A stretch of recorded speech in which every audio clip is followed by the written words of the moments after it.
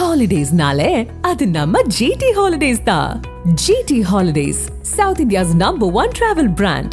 You know you are special when you're with GT Holidays. வடகிழக்கு பருவமழை தொடங்குவதற்கு முன்பாகவே தமிழகத்தின் பல்வேறு பகுதிகளிலும் மழையானது வெளுத்து வாங்கி வருகிறது. வளிமண்டல கீழடுக்கு சுழற்சி காரணமாக தமிழகத்தில் வருகிற 24ஆம் தேதி வரை கனமழை பெய்யும் என வானிலை ஆய்வு மையம் தெரிவித்துள்ளது. அதன்படி திருவண்ணாமலை, தருமபுரி, தஞ்சை, திருப்பத்தூர், அரியலூர், நாமக்கல், விழுப்புரம் ஆகிய மாவட்டங்களில் விடிய விடிய கனமழை கொட்டி தீர்த்தது.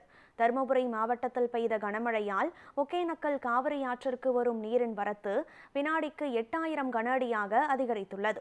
அதேபோல் திருவண்ணாமலையில் 87.60 மில்லிமீட்டர் மழை பதிவானதால் செய்யாற்றில் வெள்ளப்பெருக்கு ஏற்பட்டுள்ளது. அரியலூரில் 14.2 மில்லிமீட்டர் மழையும், தஞ்சையை பொறுத்தவரை திருவிடைமருதூரில் அதிகபட்சமாக 78.2 மில்லிமீட்டர் மழையும் பதிவாகியுள்ளது. மேலும் வாணியம்பாடி பகுதியில் கொட்டி தீர்த்த கனமழையால் பாலாற்றில் வெள்ளப்பெருக்கு ஏற்பட்டுள்ளது.